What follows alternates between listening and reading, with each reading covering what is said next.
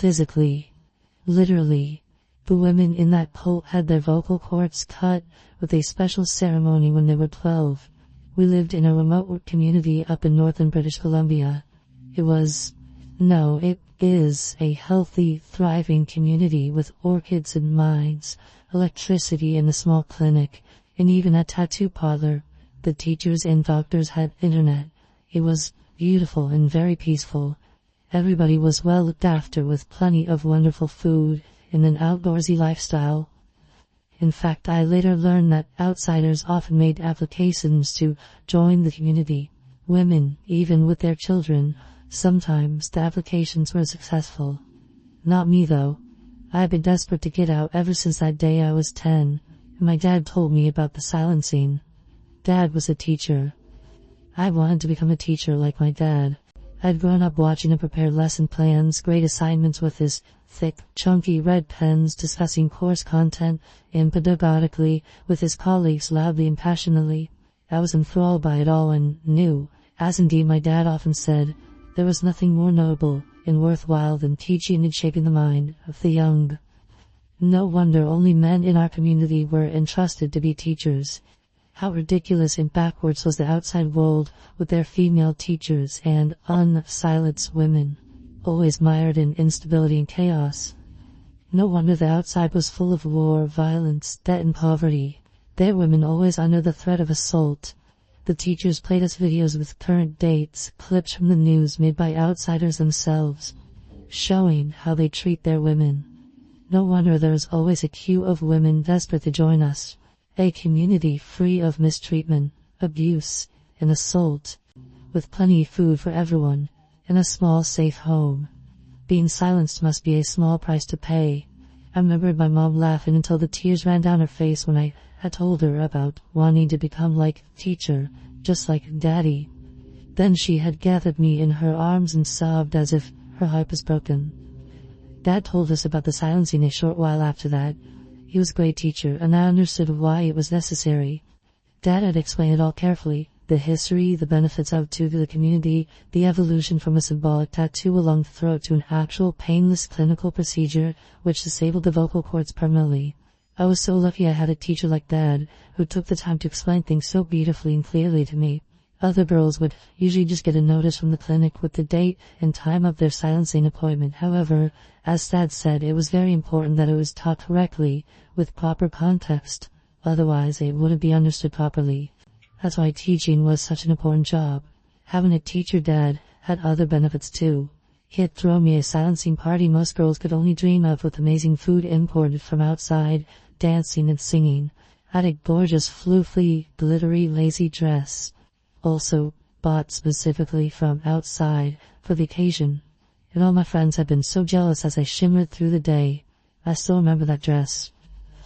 But then it was over, and everyone went home. My silencing would take place tomorrow. I lay in the dark, unable to ignore the knot of fear that had been tightening in me all day. Well, all my life really. Since the day Dad told me about the silencing. As I lay there thinking about the procedure tomorrow, which would permanently disable my vocal cords and silence me forever, the waves of fear breaking over me grew stronger. There was a light tap at my bedroom door. I raised my head and called softly. Yes. The door opened and my mom glided quietly in. She was also dressed for bed, and despite the dark, the tattoo along her neck and throat was plainly visible. She had just chosen a plain line, as I would. Many silenced women would choose elaborate designs for the neck tattoo they received after their silencing, but I wanted the same plain line across my neck as Mom had. She reached out for my hand. I whispered, "Mom, I'm scared." She started typing on her pad, which was always with her. "Please don't be scared, Eliza. It's over so soon, and it doesn't hurt one bit. Just the tattoo afterwards, a little bit." I read the glowing words. Then I said, "Mom, I don't want to lose my voice." She looked so sad and she typed furiously, "Eliza, your dad has explained why, like here, you've studied examples of societies which don't have silencing. You know how terrible and miserable they are. We are such a peaceful, orderly society since we started silencing women, you know that." Dad yelled loudly, "Louisa, are you coming to bed?" Mom bent down for one last hurried kiss and then left my room. I was alone with my fears again. I couldn't help thinking about the outside, where women jabbered, chattered, gossiped, wheedled, manipulated men and told stories and yammered and protested and wanted this and that and the other. Dad said it was a disgrace, and one day, maybe, I would see the error of their ways and become like our community. But all these thoughts couldn't stop my fear for tomorrow and my silencing. Dark hours passed as I stared at the ceiling.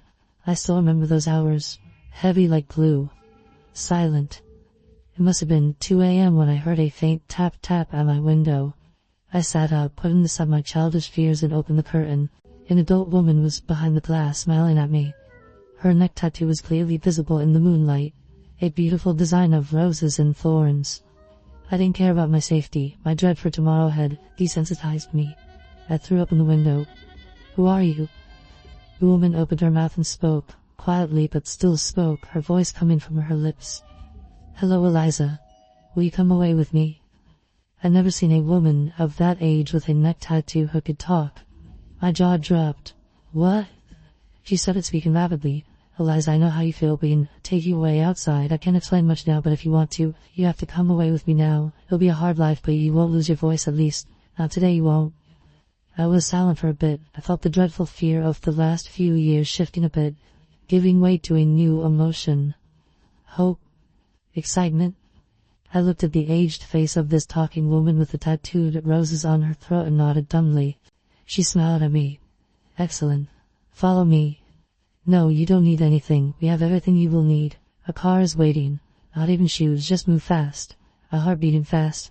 I followed my new friend and climbed out of the windows. She drove with me for a few hours through the mountains, through winding back roads I never knew existed. She told me how my mom had sent them a forbidden message to come and get me. I knew I would never see my mom and dad again. Sometimes little bits of news filter through connections. The community thrives. Life outside is hard. But I can speak.